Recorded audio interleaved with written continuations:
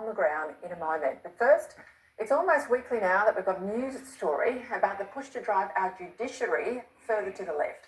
Just the other week, it was revealed that a manual commissioned by the New South Wales Judicial Watchdog and endorsed by the Australasian Institute of Judicial Administration explores the idea of, quote, therapeutic jurisprudence with the goal of reforming the law so that it has a positive impact on the well-being of defendants.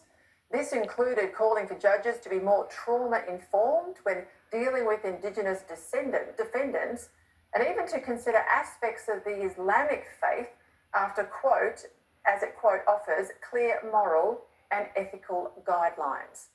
So that's New South Wales. Well, today we read in Victoria, magistrates have actually been trained on how to avoid imposing sentences that would result in violent migrant criminals from being deported from Australia. Joining me now to discuss what the heck's going on, legal affairs contributor at The Australian, Chris Merritt. Well, let's start with Victoria. Under federal law, Chris, legislation says you can deport a non-citizen if they've been in Australia for less than 10 years and that they've been sentenced for more than a year in prison. So what's happening here? The judges are being trained to hand out sentences just below this threshold. But what this shows is a weakness in the law. The problem is that the policy decision on whether convicted pedophiles, foreign pedophiles, should be deported at the end of their sentence has effectively been abrogated from Parliament and sent back down to magistrates, for goodness sake. And it's a problem in the law.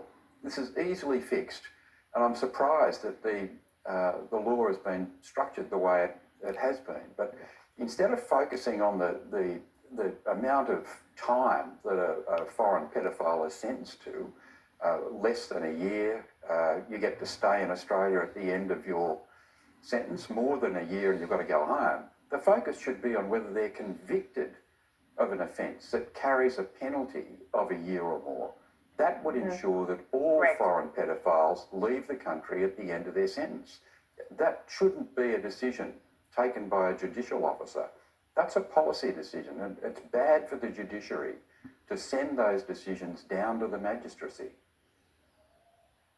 Chris, you make a good point, because if you are an MP and you are convicted of a crime that carries a sentence of 12 months or more, even if you yourself don't serve that sentence, but it carries that sentence, you're out, right? So why isn't that same principle applied to this legislation? And I guess it begs the question, the government should remedy this loophole, and if they won't do it, the opposition should put the bill into the Parliament and shame the government this side of Christmas to do the right thing. Look, at least we now know about this. The question of whether Victorian magistrates are actually being trained to do this, I don't think that's the point. They're being informed about the consequences of a weak law. And there would be some magistrates who might think it's a good thing to take advantage of that weak law. And I don't think that should be allowed. I think Parliament has clearly made a decision, and the way this law could be implemented would be against the intent of Parliament. Parliament wants rid of these people at the end of their sentence. Just on this, who's signing off on this training? Who thinks this training is a good idea to tell magistrates this is how you circumvent the will of the Parliament? Who's come up with this idea? Look, it depends on what exactly was said at these training courses. If it was, this is how you circumvent the law, this is how you keep pedophiles in Australia, that's abhorrent. But I would expect that what would happen is that they would be told that this is the consequence of you sentencing somebody to less than a year. You can ensure that if you're feeling compassionate on that particular day, that a convicted foreign pedophile can stay in Australia forever.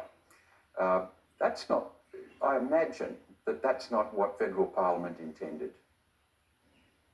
No, it's appalling. Chris Merritt, thank you. We'll start